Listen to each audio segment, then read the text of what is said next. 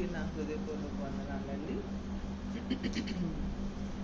మరి గత కొద్ది దినాలుగా మనం చూసుకుంటున్నట్లుగా 141వ కీర్తనలో మరి దావీదు యొక్క ప్రార్థన ఎలాగా తన నోటికి కావలి ఉంచుము, తన పెదవుల ద్వారమునకు కాపు పెట్టుము అని ప్రార్థన చేస్తూ ఉండడాన్ని మనం గమనిస్తూ ఉన్నాము. ఎందుకంటే మరి తను సౌలు చేత తరమబడుతూ ఉన్నప్పుడు, అనేక పరిస్థితుల చేత తరమబడుతూ ఉన్నప్పుడు, అనేక రకాలైనటువంటి నిందలు మాటలు పడుతూ ఉన్నప్పుడు, మరి తను ఎక్కడైనా తన నోటిని అదే స్ట్రాంగ్గా మాట్లాడడం జరుగుతూ ఉండవచ్చు, లేకపోతే అలా జరగకుండా ఉండడం కొరకు ప్రార్థన చేస్తూ ఉండవచ్చు. అలానే యోబును కూడా మనం చూసుకున్నాము. యోబును చూస్తే యోబు ఏం చేశాడంటే మరి తను కానీ తన బిడ్డలు కానీ దేవుణ్ణి దూషించకుండా ఉండడం కొరకు బలులు అర్పిస్తూ ఉండడాన్ని మనం చూసాము.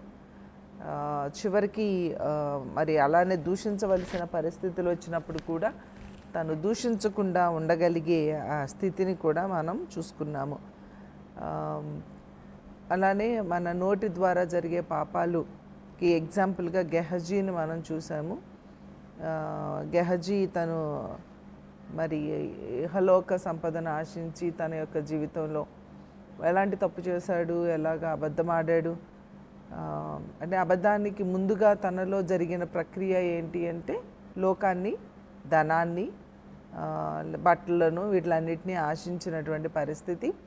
దాన్ని బట్టి తనకు తన తరతరాలకి కూడా తను ఎలాంటి కుష్టుని తెచ్చుకున్నాడు. ఈ దినాలలో మనము ఆధ్యాత్మికంగా కూడా మరి ఎలాంటి నష్టాలకు గురవుతూ ఉన్నాము, ఎలాంటి కుష్టుతో మనం బాధపడుతున్నాము అనే దాని గురించి మనం మాట్లాడుకున్నాము. అలానే అననీయ సప్పీరా అనేవాళ్ళు కూడా దేవునికి ఇవ్వాలి అనే ఆత్మ ప్రేరణ కలిగిన వారుగా ఉండి, మరి ఇవ్వడానికి ఇష్టంగా ఉండి, వారి పొలాన్ని కూడా అమ్మి ఏ బలవంతం లేకుండా, ఎవరి ప్రేరణ లేకుండా వారంతటా వారే ఇవ్వాలనే ఉద్దేశంతో మరి ముందుకు వచ్చి కూడా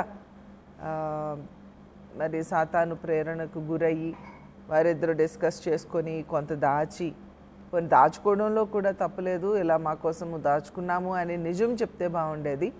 అక్కడ అబద్ధం చెప్పడాన్ని బట్టి, పరిశుద్ధాత్మతోనే వారు అబద్ధం ఆడడాన్ని బట్టి అక్కడికక్కడే వారు చనిపోవడం అనేది మనం చూసాము.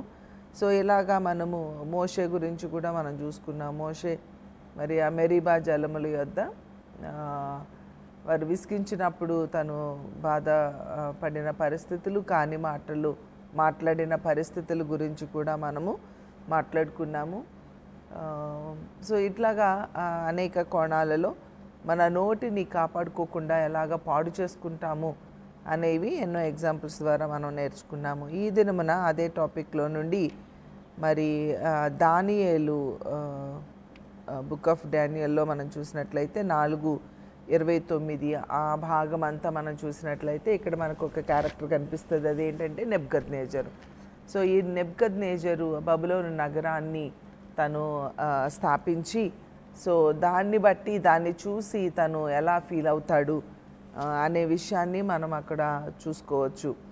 సో ఇక్కడ మరి అంతకుముందు మనకి ఆదికాండములో 11:1 అక్కడ చూసినట్లయితే అక్కడ ప్రజలు ఏం చేస్తారంటే బాబెలు గోపురాన్ని నిర్మించడానికి పూనుకుంటారు. సో అక్కడ ఒక మహానగరాన్ని, ఒక పట్టణాన్ని కట్టడానికి వాళ్ళందరూ ఎవరు, దానికి మూలకారకుడు నిమ్రోదు.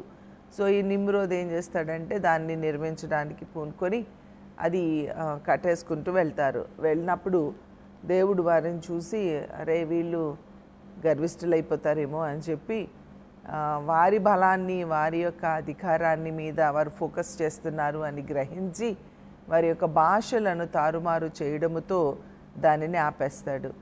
సో అదే మహానగరాన్ని, బాబెలు గోపురాన్ని కట్టి అక్కడ ఆగిపోతుంది. మళ్ళీ అదే బబులోను నగరాన్ని కట్టడానికి ఇక్కడ ఎవరు పూనుకుంటారు? నెబుకద్నెజరు పూనుకుంటాడు. నెబుకద్నెజరు పూనుకొని తను సక్సెస్ చేస్తాడు. తను సక్సెస్ చేసి అంత కంప్లీట్ అయిన తర్వాత తను వెనక్కి తిరిగి తను చేసినటువంటి ఆ యొక్క పనిని చూసుకున్నప్పుడు తనలో పుట్టినటువంటి ఆ యొక్క తనలో నుండి వచ్చిన మాటలు లేదా ఆలోచనలు మనకి ఇక్కడ 2 రకాలుగా చూడొచ్చు. మన నోటి మాట అంటే మాట మాట్లాడితేనే అని కాదు. ఈ నూతన నిబంధన గ్రంథంలో ఏంటంటే even your thought also is a word. అది ఒక స్త్రీని మోహపు చూపుతో చూడడమే వ్యభిచారము చేయడము అని ఎలా చెప్పబడుతుందో, ఆ థాట్, ఆ లోపల వచ్చిన భావము అది మాటే అన్న ఆ తీర్పులో మనం చూసుకోగలిగినట్లయితే, ఇక్కడ ఈ 30వ వచనంలో మనం చూస్తే తనేమంటాడు, మహావిశాల పట్టణము నా బలాధికారమును నా ప్రభావ ఘనతను కనుపరచుటకి నా రాజధానిని నగరముగా నేను కట్టించినది కాదా, నేను కట్టించినది కాదా అని తనలో తాను అనుకొనెను. ఇక్కడ తనలో తాను అనుకున్న మాట. కొన్నిసార్లు మన మాటలు బయటకు వస్తాయి, కొన్నిసార్లు లోపలే మనము అనుకుంటాము. సో ఇక్కడ లోపల అనుకున్న అది బయటకు అనుకుని. ఈ యొక్క హిస్టరీ వచ్చేసి ఓల్డ్ టెస్టిమెంట్ అప్పుడా, న్యూ టెస్టిమెంట్ అప్పుడా? ఓల్డ్ టెస్టిమెంట్ అప్పుడే తనలో తాను అనుకున్న దానికి దేవుడు తనకిచ్చినటువంటి తనని డీల్ చేసినటువంటి విధానాన్ని మనం చూసినట్లయితే, తనలో తాను అనుకున్న దానికి కూడా దేవుడు తనకు ఒక బుద్ధి, అంతకుముందే మనం మాట్లాడుకున్నాము, తను సరిచేసుకోవడానికి తనకి ఎంత టైం ఇచ్చాడు? 12 నెలలు ఇచ్చాడు. తనకి కల వస్తుంది, ఆ కలభావము చెప్పబడుతుంది. చెప్పబడిన తర్వాత 1 ఇయర్ గ్యాప్ అనేది అక్కడ మనము చూస్తాం. ఈ 1 ఇయర్ గ్యాప్లో తను ఏం చేసుకోవాలి అంటే, తను అరే నాకు దేవుడు ముందుగానే నన్ను ప్రేరేపించారు కదా, నన్ను హెచ్చరించారు కదా అని చెప్పి తను తన స్థితిని పరిశీలన చేసుకొని ఉంటే తను ఏం చేసేవాడంటే ముందుగానే తన బుద్ధిని కోల్పోకుండా ఉండేవాడు. మనం కూడా భక్తి చేస్తున్నటువంటి మనము కూడా ఇటు చూడండి నాన్న, భక్తి చేస్తున్నటువంటి మనము కూడా అనేక మారులు ఏం చేస్తూ ఉంటాము అంటే మన బుద్ధిని మనం కోల్పోతూ ఉంటాం. సో ఈ బుద్ధిని కోల్పోయినటువంటి ఆ స్థితి మనకి అర్థం కాదు. మనకు అర్థం కాక మనం ఏం చేస్తామంటే ఇంకా అదే స్టేట్లో మనం కొనసాగించబడుతూ ఉంటాము. కాబట్టి ఆ బుద్ధిని కోల్పోకుండా ఉండడానికి దేవుడు మనకి కొంత డ్యూరేషన్ ఇస్తాడు, మనకి కొంత టైం పీరియడ్ ఇస్తాడు. ఆ టైం పీరియడ్లో బుద్ధిని కోల్పోకుండా ఉండడము కొరకు మనము వర్కౌట్ చేయాలి. సో అప్పుడే మన బుద్ధిని కోల్పోకుండా మనల్ని మనం సెట్ చేసుకోవాలి. బుద్ధిని కోల్పోయిన తర్వాత మరలా తిరిగి బుద్ధి తెచ్చుకోవడానికి నెబుకద్నెజర్కి ఎన్ని సంవత్సరాలు పడుతుంది? 7 సంవత్సరాలు పడుతుంది. ఎవరైనా బుద్ధి కోల్పోయిన వారు, వారి హృదయంలో బుద్ధి కోల్పోయినా, వారి క్రియల రూపంలో బుద్ధి కోల్పోయినా, ఆ బుద్ధి కోల్పోయిన తర్వాత మరలా తిరిగి ఆ బుద్ధిని సంపాదించుకోవడానికి ఇట్ టేక్స్ టైం. చాలామంది తప్పు చేసేసి దేవుడా నన్ను క్షమించు అని చెప్పేసేసి వెంటనే మళ్ళీ వారు సెట్ అయిపోయాము అనుకుంటారు. బుద్ధి అంత తొందరగా సెట్ అయ్యే బుద్ధి అయితే మరి ఆ 12 నెలల కాలంలోనే ఆ బుద్ధి ఏమై ఉండేది? సెట్ అయి ఉండేది. కానీ ఆ బుద్ధి అంత తొందరగా సెట్ తప్పిపోయిన కుమారుడు ఉన్నాడు. తప్పిపోయిన కుమారుడు వెళ్ళిన తర్వాత కొంచెం కోల్పోయిన తర్వాత, తన దగ్గరున్న ఆస్తి కోల్పోయిన తర్వాత వెంటనే వచ్చాడా తండ్రి దగ్గరికి? రాలేదు. ఈగో ఇష్యూస్ ఉంటాయన్నమాట. ఆ యొక్క ప్రైడ్ ఏం చేస్తుందంటే అంత త్వరగా వంగనివ్వదు మనిషిని. అంత త్వరగా మనిషి నేను తప్పు చేశాను అని సమాజంలో చెప్పనివ్వదు. నేను తప్పు చేశాను అని చెప్పి ఒప్పుకోనివ్వదు. ఒకవేళ ఒప్పుకున్నా లోపలే ఒప్పుకుంటుంది తప్ప బయటకు ఒప్పుకోవడానికి అది అంగీకరించదు. ఒక విషయం అర్థం చేసుకోవాలి, మనము లోపల పాడైపోయినప్పుడు మనం బయట కూడా పాడైపోతాము. మనకి తెలియకుండానే మన యొక్క క్రియలు అవేమవుతాయి అంటే మన బుద్ధిని అనుసరించి అవి బయట పడిపోతూ ఉంటాయి. కానీ మనం అనుకుంటాము వాటిని హైడ్ చేస్తున్నాము, అవి బయటకు మనుషులకి ఎవరికి తెలియకుండా నేను జాగ్రత్త పడుతున్నాను అని మనం అనుకుంటాం. కానీ అవి ఎప్పటికీ కూడా మనం జాగ్రత్త పడలేము. మన లోపల ఎలా ఉంటామో మన బుద్ధి ఆటోమేటిక్గా అలా ఉంటుంది, మన ప్రవర్తన అలా ఉంటుంది, మన ముఖము వర్చస్ అలా ఉంటుంది, ఆ ముఖం మాడిపోవడం అలా ఉంటుంది, లేకపోతే ఆ ముఖములో అయిష్టత అనేది కనిపిస్తూ ఉంటుంది. ఆ యొక్క లిప్స్లో, ఆ యొక్క చూపులో, ఆ యొక్క నడకలో, ఆ యొక్క మాట తీరులో, ఆ యొక్క విధానములో ఆ డిఫరెన్స్ అనేది ఆటోమేటిక్గా కనపడిపోతుంది. మనం అనుకుంటాము కనపడకుండా మేనేజ్ చేస్తున్నాము అనుకుంటాం, కానీ దాదాపు మన క్రియలు ఏం చేస్తాయంటే మన హృదయాన్ని అనుసరించి అవి నడిచేస్తూ ఉంటాయి మనకి తెలియకుండానే. అవి నువ్వెంత హైడ్ చేయాలనుకున్నా అవి హైడ్ అవ్వవు. కాబట్టి ఈ యొక్క ఆ ఈగో ఇష్యూస్ వల్ల ఈ తప్పిపోయిన కుమారుడు తను తప్పిపోయిన తరువాత, తను కోల్పోయిన తరువాత ఇమీడియట్గా నేను కోల్పోయాను అని చెప్పి మరలా వచ్చి పశ్చాత్తాపడిన పరిస్థితి కనపడదు. కంప్లీట్గా కోల్పోయిన తర్వాత ఇక ఎట్ ది ఎండ్ అనమాట, పీక్ స్టేజ్లోకి వచ్చిన తర్వాత అప్పుడు తనకి బుద్ధి వస్తుంది. ఇప్పుడు కూడా మన బుద్ధిని కూడా మనం చూసుకున్నట్లయితే ఆ బుద్ధి కోల్పోయిన తర్వాత ఏదో ఒక వాక్యం వినడం ద్వారానో, లేకపోతే ఒక పెద్దలు వచ్చి కరెక్షన్ చేయడం ద్వారానో ఇమీడియట్గా దానికి రియలైజేషన్ అయితే వస్తుంది. కానీ ఆ స్థితిని మనలో నుండి తీసివేసుకోవడానికి ఇట్ టేక్స్ టైమ్. ఈవెన్ దావీదు కూడా తను తప్పు చేసినప్పుడు, ఉరియా భార్య విషయంలో తను తప్పు చేసినప్పుడు తను పశ్చాత్తాపడతాడు. నాతాను ప్రవక్త వచ్చి తనతో మాట్లాడినప్పుడు హీ రియలైజ్డ్, వెంటనే తను రియలైజ్ అయ్యాడు. బట్ తను చాలా కన్నీరు కార్చిన వాడిగా ఉన్నాడు, చాలా పశ్చాత్తాపడిన వాడుగా. It takes time. ఆ తర్వాత ఆమె గర్భవతి అవడము, చివరికి తన కుమారుడు కూడా చనిపోవడం, ఇవన్నీ అలా జరుగుతూ ఉంటాయి. ఈ పరిస్థితులన్నిటినీ మనం చూసుకున్నప్పుడు తన కుమారుడు చనిపోయినప్పుడు తను ఎలాగా ఆ పెయిన్ తీసుకున్నాడో, సో ఆ బుద్ధి రియలైజేషన్ ఇమీడియట్గా జరిగిన మనము కంప్లీట్గా అందులో నుంచి బయటకు రావడానికి ఇట్ టేక్స్ టైం. కాబట్టి దయచేసి మనందరము కూడా ఆలోచించాలి, ఎన్ని మారులు మన బుద్ధిని కోల్పోతూ ఉన్నామో, ఎన్ని మారులు మన నోటి మీద మనము జయము లేకుండా ఉన్నామో, ఎన్ని మారులు మన హృదయాంతరంగాలలో మనము పాపము చేసిన వారిగా మనము ఉన్నాము అనే విషయాన్ని మనం గమనించుకోవాలి. ఇక్కడ ఈ నెబుకద్నెజర్ని మనం చూసినట్లయితే 1 year టైం ఇచ్చినా తను అర్థం చేసుకోలేదు. దేవుడు మనకి ఎంతో టైం ఇస్తున్నాడు, ఎన్నో ఇయర్స్ టైం ఇస్తున్నాడు. బాల్యదినముల నుంచి దేవుని వాక్యాన్ని వింటున్న వారిగానే మనం కనబడుతూ ఉన్నాము. బాల్యదినాల నుంచి మనము ఎన్నో రకాలుగా వాక్యాన్ని వింటున్నాం, పశ్చాత్తాపడుతున్నాం. ఈ ప్రాసెస్ జరుగుతూనే ఉంది. కానీ మరి కంప్లీట్గా బుద్ధి తెచ్చుకున్న వారుగా ఉన్నామా, ఇంకా బుద్ధిని కోల్పోతూ ఉన్నవారుగా మనం ఉంటున్నామా అనే విషయాన్ని మనం అవగాహన చేసుకొని దేవుడు మనకి ఇచ్చినటువంటి ఆ గ్రేస్ పీరియడ్లోనే, ఆ యొక్క కృపాకాలంలోనే మనము ఆ ఉగ్రత మనకు రాకముందే, దేవుని యొక్క దుర్దినాలు రాకముందే వీటి యందు నాకు సంతోషము లేదు అని చెప్పి ఆ సంవత్సరాలు నా జీవితంలో రాకముందే నేనేం చేస్తాను, బాల్య దినాల్లోనే, నా యవన దినాలలోనే, ఆ దేవుని దగ్గరికి వచ్చిన మొదటి ప్రారంభ దినాలలోనే నేను నా సృష్టికర్తను స్మరణకు తెచ్చుకుంటాను. సృష్టికర్తను స్మరణకు తెచ్చుకుంటే, సృష్టికర్త మీద మన ఫోకస్ని మనం నిలిపినట్లయితే మనం ఎప్పుడు కూడా తప్పు అనేది చేయము. ఎందుకంటే మనలో మనం ఉండము, మనలో సృష్టికర్త ఉంటారు.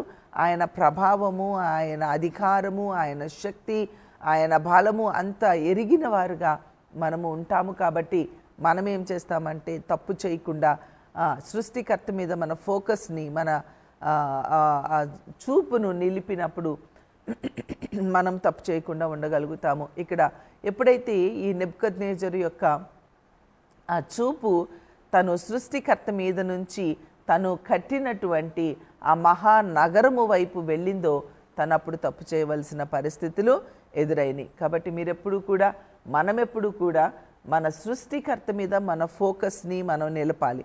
మన చూపు ఎప్పుడు మనము చేసే ఆ యొక్క కార్యముల మీద మన చూపు నిలిపేవారముగా కాక, మన మనస్సును నిలిపేవారముగా కాక, మన మనసు దేని మీద నిలపాలి? క్రీస్తు మీద మన మనసును నిలపాలి. ఆయన మీద మన ఫోకస్ ఉన్నప్పుడు మనం పడిపోవడం అనేది ఎప్పటికీ జరగదు, జారిపోవడం అనేది జరగదు, తప్పు చేయడం అనేది జరగదు, హృదయాంతరంగాలలో తప్పు చేయడము జరగదు. మరి అలానే పబ్లిక్గా తప్పు చేయడము, క్రియల రూపంలో తప్పు చేయడము అనేది కూడా జరగదు. కాబట్టి దయచేసి మన ఫోకస్ అనేది క్రైస్ట్ మీదే ఉండాలి అని, ఆ ఫోకస్ దేని మీదకి మళ్ళకుండా ఉండడము కొరకు మనం జాగ్రత్త పడినట్లయితే ఈ నెబుకద్నెజరు ఆ స్థితి మనలోనికి రాకుండా అది మనల్ని కాపాడుతుంది.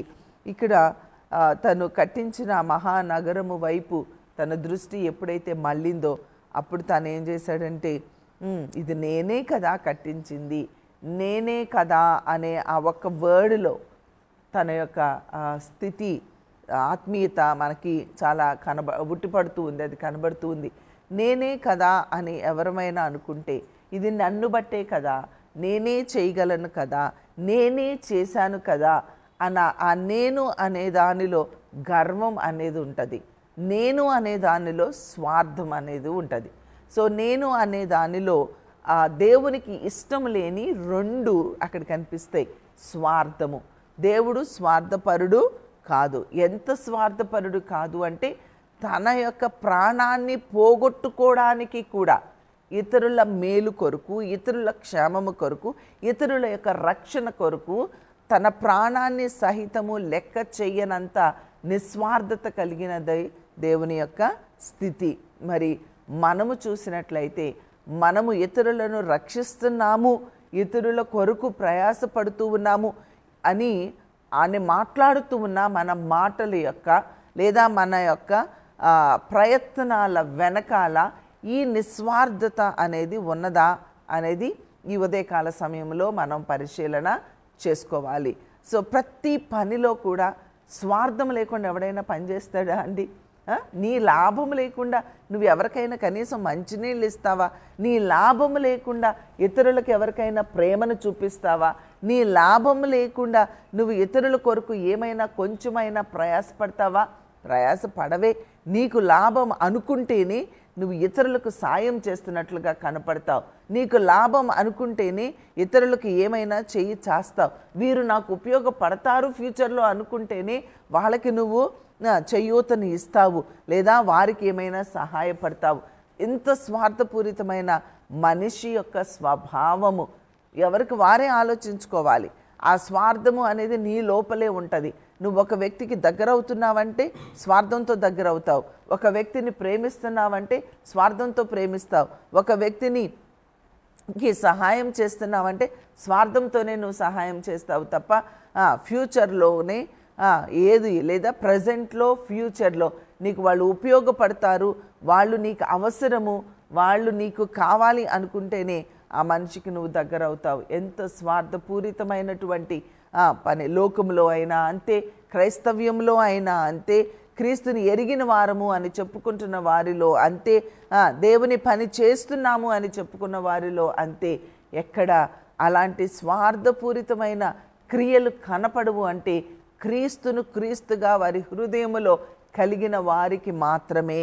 అలాంటి స్వార్థం లేకుండా ఎప్పుడో విన్నటువంటి భక్తులలోనూ మనము చూస్తూ ఉన్న మన భక్తులైనటువంటి దానియేలయ్య గారిలోనో భూషణం గారిలోనో ఇలా కొంతమంది భక్తులలో స్వార్థము లేని స్థితి మనకి కనపడింది తప్ప ఈ దినాలలో నీ జీవితాలలో ఒక్కసారి పరిశీలన చేసుకుంటే అట్టి స్వార్థాన్ని చిదిమివేస్తూ, అట్టి స్వార్థాన్ని అణగగొట్టుకుంటూ, అట్టి స్వార్థాన్ని క్రీస్తు వాక్యము అనే సుత్తి చేత నలగొట్టుకుంటూ, అట్టి స్వార్థాన్ని ముక్కలు ముక్కలుగా చేస్తూ, పిండి పిండిగా చేస్తూ, పొట్టు పొట్టుగా చేస్తూ, గాలికి ఎగిరిపోయే స్టేజ్లోనికి నలగొట్టుకుంటున్నటువంటి భక్తులు ఎవరైనా ఉన్నారా ఈ దినాలలో అని మనల్ని మనం పరిశీలన చేసుకోవాలి.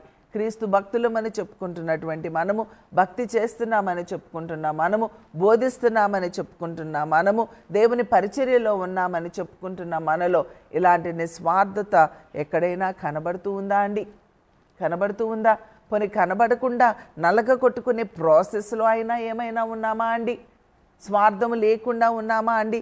స్వార్థముండి స్వార్థంగా ప్రవర్తిస్తూ, స్వార్థాన్ని కనపడకుండా ప్రయత్నం చేస్తూ, ఆ స్వార్థం కనబడకుండా ప్రయత్నం చేస్తూ ఉన్న ఈ ప్రయత్నాలలో నువ్వేం చేస్తున్నావు అంటే గర్వముగా ప్రవర్తిస్తూ, గర్వము లేనట్లుగా అడపదడప అక్కడ ఇక్కడ ఎక్కడో చిన్ని గర్వము లేనట్లుగా కనిపించుకోవడం కొరకు ఒకటో రెండో దీనమైన పనులు చేసి, ఆ దీనమైన పనులను పబ్లిసిటీ చేసుకొని నీ హృదయంలో ఉన్న ఆ గర్వాన్ని, ఆ స్వార్థాన్ని అణిచివేసుకోవడం కొరకే నువ్వు అడుగులు ముందుకు వేస్తున్నావేమో ఒక్కసారి ఈ ఉదయకాలంలో పరిశీలన చేసుకో. అలా పరిశీలన చేసుకుంటే మనలో ఉన్న ఆ గర్వాన్ని, మనలో ఉన్న ఆ స్వార్థాన్ని తీసివేయగలుగుతాం. ఈ నెబుకద్నెజరు అంత దీనస్థితి, ఎంత దీనస్థితి అంటే తను ఒక ఎక్కడ కని విని ఎరగనటువంటి ఒక డిసీజ్, ఒక జబ్బుతో బాధపడుతున్నాడు. ఆ జబ్బునే బోఆంత్రఫీ అని అంటారట అని నేను చదివిన ఒక కామెంటరీలో కనపడినటువంటి ఒక డిసీజు దీని గురించి.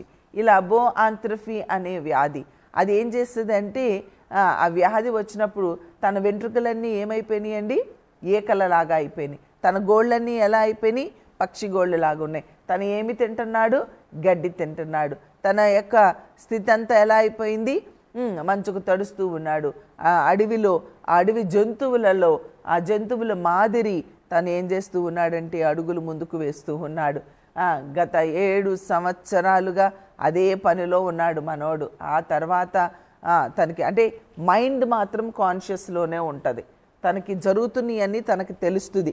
పక్షి లాంటి మనసు వచ్చేయలేదు, జంతువు లాంటి మనసు వచ్చేయలేదు, కానీ మనిషి మనసే కలిగి ఉంటాడు. తనకి ఏం జరుగుతుందో, తను ఎలా ఉన్నాడో ఏంటో అవగాహనలో ఉంటాడు. అసలు అది ఎంత భయంకరమో ఒకసారి ఆలోచించండి.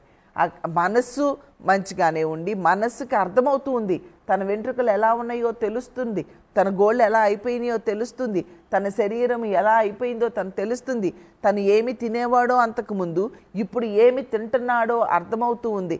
ఇవన్నీ అర్థమవుతూనే ఆ ఉన్నతమైన ఒక రాజుగా, ఒక ఉన్నతమైన స్థితిలో ఉన్నవాడు అంత దీనస్థితికి దిగజారిపోతున్నాను, పోయాను అని తెలిసి ఆ మానసిక స్థితి అంత ఘోరంగా ఉంటుందో ఒకసారి ఆలోచించండి.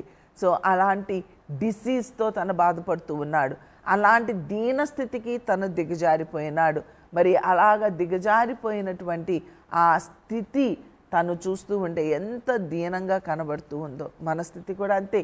తప్పిపోయావా నీకు తెలుసు, తొలగిపోయావా నీకు తెలుసు, గడ్డి మేస్తూ ఉన్నావా నీకు తెలుసు, ఎక్కడ నీ చూపు పాడైపోయిందో నీకు తెలుసు, ఎక్కడ నీ ఆలోచనలు పాడైపోతున్నాయో నీకు తెలుసు, ఎక్కడ గర్వపు మాటలు నీ నోటికి వస్తున్నాయో నీకు తెలుసు, ఎక్కడ నేను అనే స్వభావము నీలో ఉంటుందో నీకు తెలుసు, ఎక్కడ నువ్వు ఏ దీన స్థితిలోకి వెళ్ళిపోతున్నావో నీకు తెలుసు.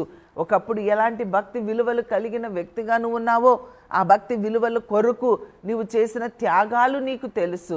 కానీ ఆ భక్తి విలువలను ఈ దినమున పరిస్థితుల వైపు చూసి లేదా ఈ లోకంలో ఉన్న ఆ పోటీలో నువ్వు కూడా పాల్గొనడాన్ని బట్టి వాళ్ళని చూసి వీళ్ళని చూసి నేను అలా ఉండాలి, నా బిడ్డలు అలా ఉండాలి అని వాటితో పోటీ పడుతూ నీవు రక్షణ పొందిన దినాలలో, దేవుని పరిచర్యలోనికి వచ్చిన మొదటి దినాలలో దేవుని కొరకు నువ్వు చేసిన త్యాగాలన్నీ నీ ముందు కనబడుతూ ఆ ఉన్నతమైన త్యాగాలలో నుంచి అతి దీన స్థితిలోనికి నువ్వు ఎలా దిగజారిపోయావో నీకు తెలుస్తూనే మానసికంగా బాధపడుతూ దానిని బయటికి కనబడకుండా ఇతరులలో మంచిగా ఉండడం కొరకు ఆ నటనా జీవితాన్ని జీవిస్తూ అవి బయటపడిపోతూ ఉంటే ఆ బయట పడిపోయిన వాటికి ఎక్స్క్యూజెస్ ఇచ్చుకుంటూ అరే నేను అలా కాదు కానీ అలా అని చూపించుకోవడానికి ఇంకా ప్రయత్నం చేస్తున్నానే అని పడుతూ ఉన్నటువంటి వేదన, ఆ బాధ, ఆ పరిస్థితులు ఇవన్నిటిలో ఒక్కొక్కసారి నీ ఇంటిలో నీ భార్యనే ప్రశ్నిస్తూ, లేదా నీ ఇంటిలో నీ బిడ్డలే ప్రశ్నిస్తూ, లేదా నీ విశ్వాసులే ప్రశ్నిస్తూ, నీ తోటి విశ్వాసులే ప్రశ్నిస్తూ, నీ తోటి సేవకులే ప్రశ్నిస్తూ, నీ తోటి వారే ప్రశ్నిస్తూ ఉంటే ఈ లోపల పడుతున్న మదన అది బయటికి కనబడుకోకుండా కాపాడుకోవడానికి ఎక్స్క్యూజెస్ వీరందరూ మనల్ని మాటల చేత మనల్ని నువ్వు ఎలా కాదా అని మనల్ని అంటూ ఉంటే ఆ అంటూ ఉన్నటువంటి ఆ బాధ, ఈ బాధలో మానసికంగా ఎంత నలిగిపోతుందో ఒక మనిషి ఒకసారి ఆలోచించండి. ఇదా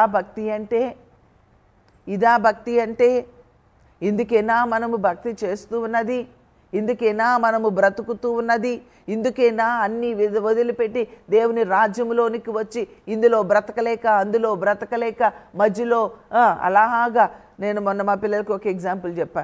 ఎలా ఉంటుందంటే మనది ఒక కోడిని కనుక కొంచెం ఎలా కోసి ఒకసారి షూట్ చేసామనుకోండి, ఒకసారి కోసేసామనుకోండి అది చచ్చిపోతుంది.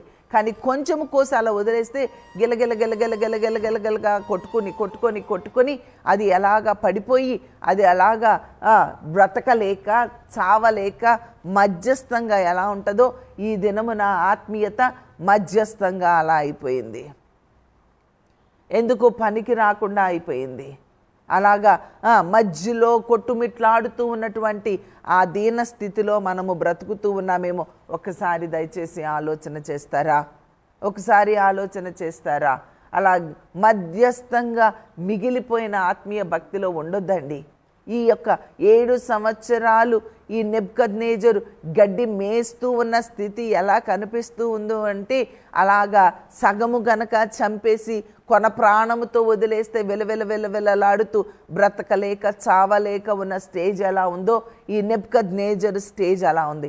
ఈ దినాలలో అనేక మంది క్రైస్తవుల యొక్క ఆ స్టేజ్ ఎలా ఉంది అంటే, ఇటు ఆత్మీయంగా ఉండలేక, అటు పూర్తిగా లోకంలోనికి వెళ్ళలేక కొట్టుమిట్లాడుతూ ఉన్నటువంటి స్టేజ్లో మన ఆత్మీయత కనబడుతూ ఉందేమో. ఒక్కసారి మనము ఆలోచన చేసుకుంటూ పరిశీలన చేసుకుంటూ మరి ఈ ఉదయకాల సమయంలో ప్రభు మనతో మాట్లాడుతూ ఉండగా ఈ గర్వము నుండి ఈ స్వార్థము నుంచి మనము బయటకు రావాలి. ఎట్ ది ఎండ్ తను నేనే కదా దీన్ని కట్టించింది అని అనుకున్న తర్వాత, ఈ పరిస్థితులన్నీ ఏర్పడిన తర్వాత ఎట్ ది ఎండ్ ఏం చేస్తాడంటే 37వ వచనము, ఇలాగ నెబుకద్నెజరును నేను పరలోకపు రాజు యొక్క కార్యములన్నీయు సత్యములను ఆయన మార్గములు న్యాయములునై ఉన్నవనియు గర్వముతో నటించు వారిని ఆయన అనపశక్తియు ఆయనను స్తుతించుచు కొనియాడుచు గణపరుచుచు ఉన్నాను. ఇప్పటికీ అర్థమైంది. సో గర్వములో నుండి స్తుతి రాదు, స్వార్థములో నుండి స్తుతి రాదు. నీకు ఎప్పుడు స్తుతి వస్తుంది అంటే దాతృత్వంలోంచి, దేవుని కృపలో నుంచి, దేవుని కృప వల్ల, దేవుని దయ వల్ల. నేను ఏమైనా అయ్యున్నాను అంటే దేవుని దయ వల్లనే అనే పాట పాడతాం కదా, అలానే దేవుని దయ వల్లనే నేనేమైనా అయ్యున్నాను అంటే, నేను ఏదైనా చేస్తున్నానంటే, నేను ఈ స్థితిలో ఉన్నాను అంటే, ఈ పని చేస్తున్నానంటే, ఈ మాట మాట్లాడుతున్నానంటే, ఈ కార్యము చేస్తున్నానంటే, నేను ఈ స్థితిలో ఉన్నాను అంటే అది కేవలము దేవుని దయ వలనే అని మనం ఎప్పుడైతే అర్థం చేసుకుంటామో అప్పుడు మనలో నుండి ఉబికి వచ్చేది ఏంటి అంటే స్తుతి. సో అంతేగాని గర్వపు మాటలు రావు. ప్రతి చిన్న విషయంలో కూడా నువ్వేం చేస్తావు? దేవుణ్ణి స్తుతిస్తావు. అమ్మా ఇలా చేశారు, అమ్మ అది నేను చేసింది కాదు, అరే మీరు ఎంత ప్రేమ చూపిస్తున్నారు, ఇది నా ప్రేమ కాదు, నేను క్రీస్తుని కలిగి ఉన్నాను కాబట్టి క్రీస్తు యొక్క ప్రేమలో కొంత నేను కలిగి ఉన్నాను, నేను కలిగిన కొంతలో కొంత నేను మీకు చూపిస్తూ ఉన్నాను. అది నేను చేసింది కాదు, నా వల్ల అయితే కాదు, నా స్వభావం అయితే ప్రేమ చూపించే స్వభావము కాదు. నా స్వభావం అయితే ఒక పూట అన్నం పెడితే అమ్మో నేను ఎంత ఖర్చు పెడుతున్నాను, నాకు డబ్బులు ఎక్కడికి, నేను ఎట్లా ఈ రూపాయి నాకు కావాలి కదా, ఇది నాకు రేపటికి అవసరము కదా, నా బిడ్డలకు అవసరము కదా అని ఆలోచించే స్థితి నా మనస్తత్వం. కానీ నేను భోజనము ఒక వ్యక్తికి ఒక పూట భోజనం పెడుతున్నాను అంటే మీరు అంటున్నారే ప్రేమగా పెడుతున్నావమ్మా అంటున్నారే, ఆ ప్రేమ నాది కాదమ్మా, నా అసలు స్వభావం అయితే మిమ్మల్ని నా ఇంట్లోకి ఆహ్వానించను, నేను మీకు భోజనం పెట్టను, నా ఇంటిలో ఆతిథ్యము ఇచ్చే మనసు కాదు. కానీ ఒకప్పుడు ఈ మనసు, కానీ ఈ మనసు ఎవరి మనసు? క్రీస్తు యొక్క మనసు. ఆహా నన్నే పొగుడుతున్నారు, అవును నేనే ఎంత అని, అవునండి అవునండి థ్యాంక్స్ అండి మళ్ళీ రండి, ఇవన్నీ నాటకపు మాటలు, బూటకపు మాటలు మనం మాట్లాడకూడదు. నా స్వభావం అది కాదు, క్రీస్తు స్వభావాన్ని ధరించుకుని ఉన్నాను కాబట్టి నేను మీకు ఆతిథ్యం ఇచ్చాను, నేను మీకు ఒక పూట భోజనం పెట్టగలిగాను, మీరు అవసరతలో ఉన్నప్పుడు ₹1 ఇవ్వగలిగాను, మీరు అవసరతలో ఉన్నప్పుడు మీ ఇంటికి వచ్చి చిన్న ప్రార్థన చేయగలిగాను, మీరు అవసరతలో ఉన్నప్పుడు నేను ఉపవాసం ఉండి ప్రార్థన చేయగలిగాను. అది క్రీస్తు యొక్క మనస్సు, అది నా మనస్సు కాదు అని మనం చెప్పగలుగుతున్నామా? దేవుని నామాన్ని స్తుతించగలుగుతూ ఉన్నామా? దేవుని నామాన్ని ఘనపరచగలుగుతూ ఉన్నామా? ఆ ఘనత నెబుకద్నెజర్ లాగా నేనే కదా, నేను ప్రార్థిస్తే జరిగింది, నేను మాట్లాడితే జరిగింది, నేను చేస్తే నేను చేయగలిగాను, నేను నేను నేను నేను ఈ నేనులో ఉన్న స్వార్థాన్ని, నేనులో ఉన్న గర్వాన్ని మనము గనక అణపకపోయినట్లయితే, క్రీస్తు వాక్యం అనే సుత్తితో దానిని దినదినము నలగ కొట్టకపోతే, ఆ వాక్యం అనే ఖడ్గము చేత దాన్ని ఛేదించకపోతే, ఆయన యొక్క మాట అగ్ని వంటిది. ఆ అగ్నితో ఈ గర్వాన్ని, ఈ యొక్క స్వార్థాన్ని ఎప్పటికప్పుడు కాల్చివేయకపోతే మనకు నెబుకద్నెజరుకు పట్టిన స్థితి మనకి పడుతుంది. పట్టిన వారముగా కనబడుతూ ఉన్నాము. కాబట్టి అట్టి స్థితి నుంచి మనము బయటకు రావాలి అని ఈ ఉదయకాల సమయంలో ప్రభువు నిన్ను ఏం చేస్తూ ఉన్నారు? హెచ్చరిక చేస్తూ ఉన్నారు. మరి హెచ్చరిక చేసిన నెబుకద్నెజరు పాపం వినలేకపోయాడు. అయినప్పటికీ 7 years తర్వాత అట్లీస్ట్ విన్నాడు. మరి ఆ 7 years స్టేజ్లో మనమున్నామా? ఆ యొక్క 12 months స్టేజ్లో మనమున్నామా? ఎక్కడ మనం ఉన్నామో పరిశీలన చేసుకొని ఆ 12 months గ్యాప్లో మనం ఉంటే, ఇంకా గర్వంలో పడకుండానే నువ్వు ఉన్నట్లయితే, గర్వంలో పడకుండా ముందుగానే నువ్వేం చేయాలి? నిన్ను నీవు పశ్చాత్తాపడి ఆ గర్వపు స్థితికి వెళ్లకుండా కాపాడుకో. లేదు, ఆల్రెడీ ఆ 7 years స్టేజ్లో ఉన్నట్లయితే ఆ నెబుకద్నెజరు 7 years తర్వాత మరలా బుద్ధిని సంపాదించుకున్నవాడుగా, మానవ బుద్ధి కలిగిన వాడుగా మరలా తను ఆ 34లో ఆ కాలము గడిచిన పిమ్మట నెబుకద్నెజరును నేను మరలా మానవ బుద్ధి గలవాడనై, మరలా మానవ బుద్ధి, తను పోయిన బుద్ధి తిరిగి సంపాదించుకున్న వాడుగా ఉన్నట్లుగా మరలా తిరిగి ఆ బుద్ధిని సంపాదించుకుందామా? నీ చేతిలో ఉంది, నీ డెసిషన్ మీద ఆధారపడి ఉంది. ఇప్పటికీ కూడా ఇంకా గర్వంతో ఏం ఇలా బోధించింది, అలా చెప్పింది, నేనేం అలా కాదులే, నేనేం అలా లేనులే, నేనేమి పశ్చాత్తపడక్కర్లేదులే, ఇది నాకు కాదులే, ఆమె ఏంటి సరిగ్గా ఉందేంటి, ఆమె అలా లేదా, నేనే చెప్తున్నా. నేను ఏ స్టేజ్లో ఉన్నానో నేను ముందే చెప్పి నేను చెప్తూ ఉన్నాను. దేవుడు నాతో మాట్లాడే మాటలే నేను మీకు చెప్తూ ఉన్నాను. నేను సరిచేసుకుంటూనే, నేను నలకొట్టుకుంటూనే, నేను ఆ స్టేజ్లోకి వెళ్లకుండా ఉండడం కొరకు ప్రయత్నం చేస్తూనే మీతో చెప్తూ ఉన్నాను. నలకొట్టుకుందామా? నేను నలకొట్టుకోవాలి, నువ్వు నలకొట్టుకోవాలి. మనకి దేవుడిచ్చిన ఈ సమయాన్ని వృధా చేసుకోవద్దు.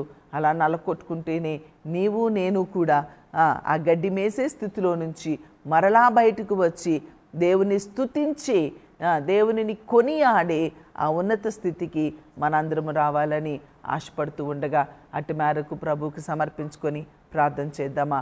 దయచేసి తలలు వంచి చిన్న ప్రార్థన చేయాలని మనవి చేస్తూ ఉన్నాను.